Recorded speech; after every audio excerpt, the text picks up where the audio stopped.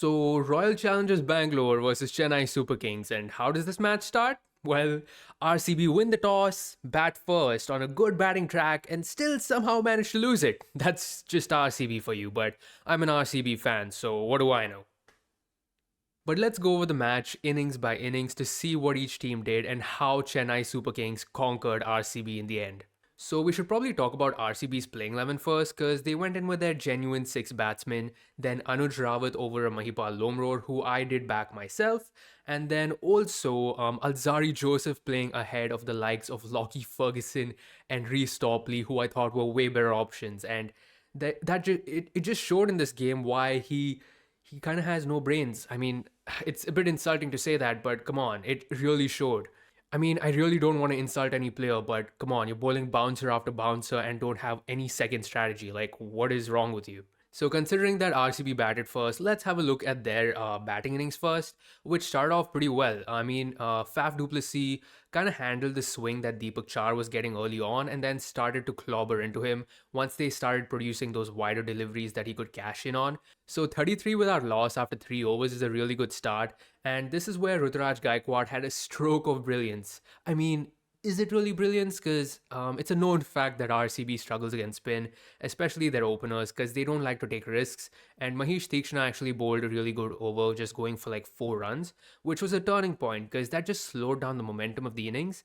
And that's when Rudraj also got in Mustafizur Rahman, who just changed the game on its head. I mean, the first few balls he was bowling a bit of a wider line, but after that he just changed that line subtly, getting closer and tighter to the batsman, and Faf ended up slicing one straight to deep point. So Faf lost his wicket, but he did play pretty well, going for about 36 runs in 25 balls, something like that. So this was the point that RCB just got demolished because in came Rajat Patidar and Mustafizur was on fire because he was bowling such a good test match line and length that just troubles the batsmen. They don't get much room, just squeezing them, and Rajat Patidar ended up nicking one straight to MS Dhoni, continuing his horrid form from the test matches. So a duck for him. And then in came Glenn Maxwell, who you would expect a lot better from, but he went even worse because he got a golden duck. I mean, he just look at the shot he played. He was like trying to slice it, but he almost glided it to the MS Dhoni behind the stumps, and Dhoni was like, "Yeah, I'll take that one, no question about that." So thank you. Next, in comes Cameron Green. So pretty much, in the entirety of in the 36 balls of the power play, Virat Kohli is 4 runs of 6 balls. He's only played 6 balls.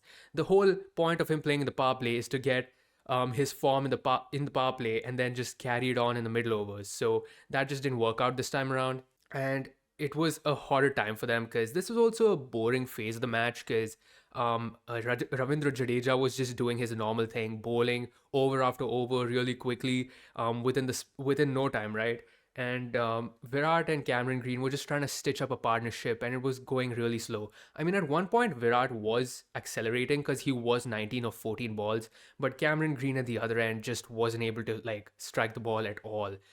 He ended up going for like 18 of 22 balls, and that was not a good partnership because Virat really needs somebody who can like fire from the other end to take the pressure off of him, but that didn't work out. So eventually, Mustafizur comes back around the ninth over, I think, and this is the point where Virat feels pressurized and he has to go. He tries to manufacture a shot out of nowhere, so he goes wide of the crease and then pulls one all the way to mid wicket, and he just doesn't time it as well as he would like. So Ajinkya Rahane actually takes a really good catch on the boundary rope, nearly running into the rope. So he passes it over to Rachin Ravindra, who completes the catch. So Virat Kohli departs, and basically the next ball, or the next ball after that, Cameron Green is really feeling the pressure, and it really shows because he tries to like create room for the to hit a boundary in the offside, but he exposes his leg stumps. So Mustafizur Rahman's like, "Thank you, I'll hit the top of that one," and Cameron Green's on his way. So 78 for 5, around 12 overs. You're not giving RCB a chance at all, right? Nobody would give RCB a chance because what was RCB known for going into the season? You would say it's top 5, right? Or even top 6 for that matter. whether it's Faf, Virat, Glenn Maxwell, Rajat Patidar, and Cameron Green now, that was the power packed batting lineup that they had. Those were the main mentions. But then in comes Dinesh Karthik and Anuj Rawat, who nobody would have given a chance. I mean, seriously, I was the only one who backed them.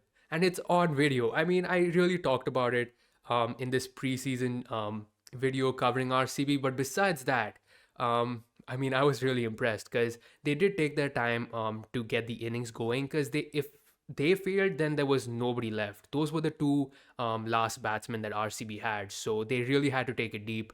And within 2 overs, they really changed things because they took their time. And then once Deepak Char gave a full toss to Anuj Rawat, he creamed that through covers. So I think that was just the opening of the floodgate. So at this point, Ravindra Jadeja is done with his 4 overs. So they turn to another spinner in Mahesh Theekshana. And this is where Karthik actually takes to him really well, which is surprising because Dinesh Karthik is known to struggle against spin a bit more than the pace side of things. He got a slog sweep to square leg for four, and then a full toss was bowled, and he clobbered that over long on for six. So that was just the confidence that Dinesh Karthik needed to get his innings underway, and from there it never looked back because in came Tushar Deshpande, the run machine, giving 25 runs in that second last over of his. Because I mean, that was just a game changer, you know. RCB was looking at a total of about 140 maybe, if these two even got in. But that over just flipped things on its head because, I mean, nobody was expecting this from Anuj Rawat and Dinesh Karthik. But I mean, Dinesh Karthik hit one back over the bowler's head for six, and then Anuj Rawat, that the sound of the bat when he just picked up the shot over square leg, that was beautiful to watch. To be fair, Tushar Deshpande did have a pretty good comeback in the 20th over where he only conceded 9 runs. I mean, he was nailing those wide Yorkers. Some of them were questionable, some of them were pretty much on the mark.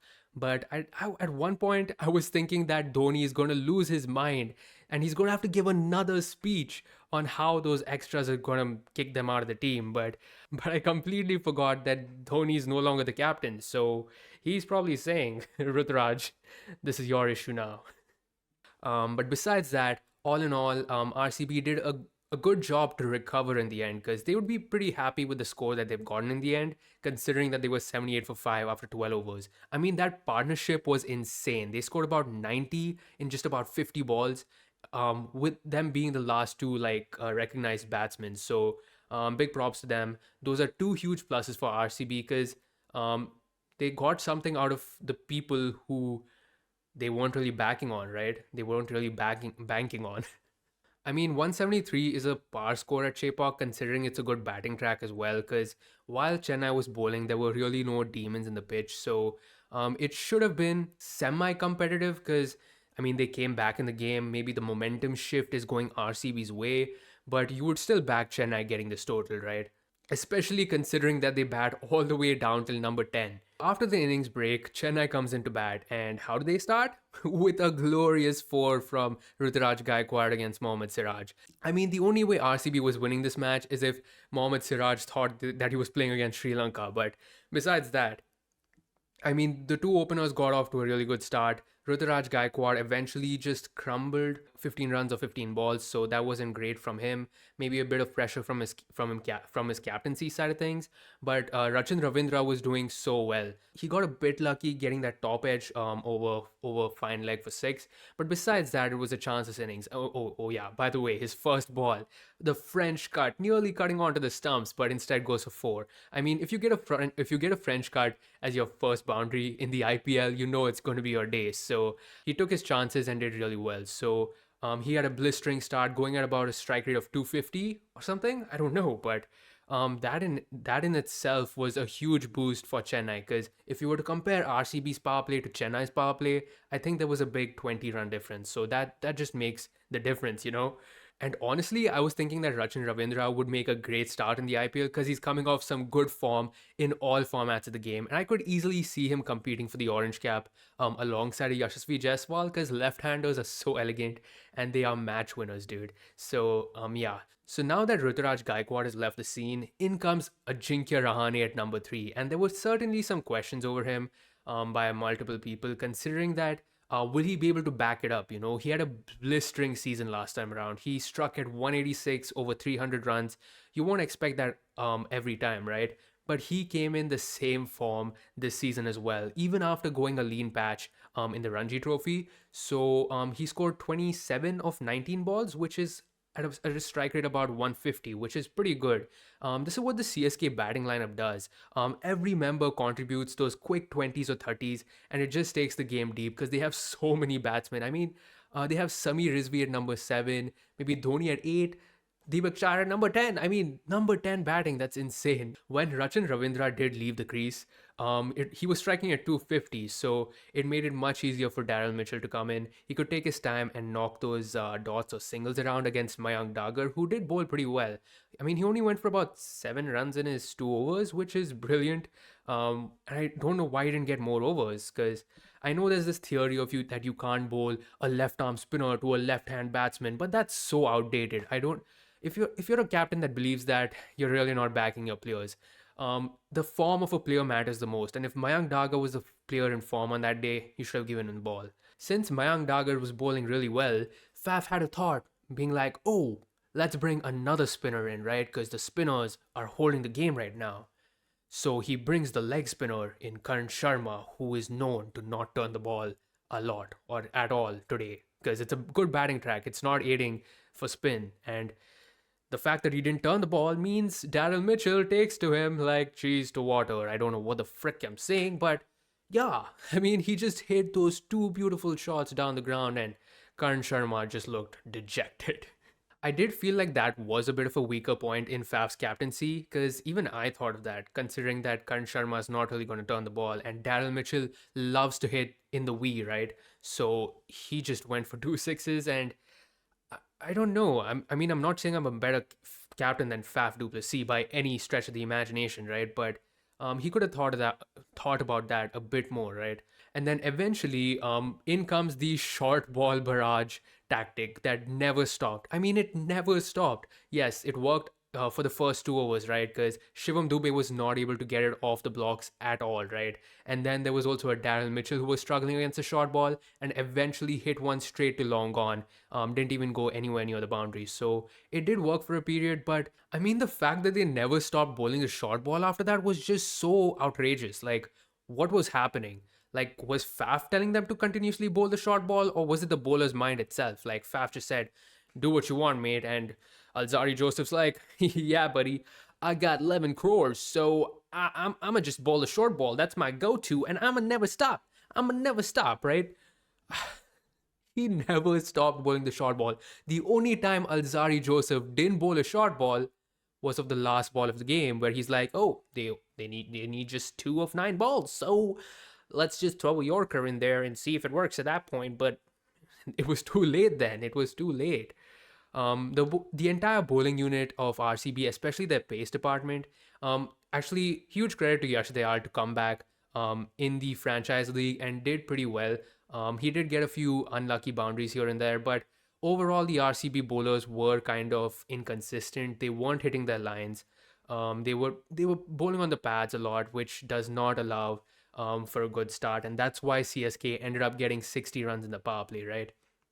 But all in all, CSK dominated this game throughout the innings, right? Ravindra Jadeja came in and settled things pretty quickly. Like, you thought for a moment when Daryl Mitchell got out that, ooh, RCB might have a chance. But Ravindra Jadeja just said, none of that. None of that today. So I think another weakness in Faf's captaincy today is the fact that Shivam Dubey was initially struggling against the short ball, and there were quite a few chances that he ended up skying to short mid wicket. But the fact that Faf never brought a fielder in from the deep boundary just goes to show how defensive his mindset was. And then again, once again, the bouncer barrage, it just never stopped. I mean, does Alzari Joseph not have a single brain cell in his mind to bowl a full delivery? Like, obviously, Shivam Dubey didn't even have to move his right leg at one point. He just had to stay. He didn't have to move any leg at all, in fact, because he was just ready for it and he could just swing wherever he wants. I mean, once they knew that he was only bowling the short ball, all he had to do was place it. He had to glide it to deep backward point for a boundary and then play it off his hip to square leg for a boundary. It was just that easy at the end. I mean, even Siraj was all over the place today. He didn't hit his line in length. I mean, there are quite a few positives for RCB, but in the end, Chennai Super Kings reign supreme in this entire match. I mean, just the way Chennai goes about their business. I mean, Dhoni didn't even have to come to bat. And that's probably a sad thing for the Chennai crowd, but I mean, as long as their team wins, it doesn't matter. Ruturaj Gaikwad had a really good first game as captain. He made those bowling changes, getting the spinner in at the right time just to slow things down. And then Mustafizur Rahman just changed things on its head. So, all in all, CSK are a winner, RCB are a loser. And I'm saying this as an RCB fan, like I had a lot of expectations from their team, but considering the way I saw Alzari Joseph bowl today, I would kick him out immediately. I mean, he's been paid 11 crore, and if you're going to bowl like that, just get out of here because we don't want you. Easily play a Reece Topley, he has a mind of his own, and so does Lockie. So, pretty poor decision making by RCB there. Great comeback by DK and Anuj Rawat, who didn't stand a chance. They came out of syllabus for Chennai. And Chennai rule all. So Chennai are back to number one in the points table. I mean, there's only been one match so far, but yeah, it's not surprising to see them making the playoffs again this season because, I mean, every IPL is just a chance to see who's going to play Chennai in the finals. So, with that being said, I'm going to stop my rant, okay? So, this is the summary of game one between RCB and CSK. See you next time.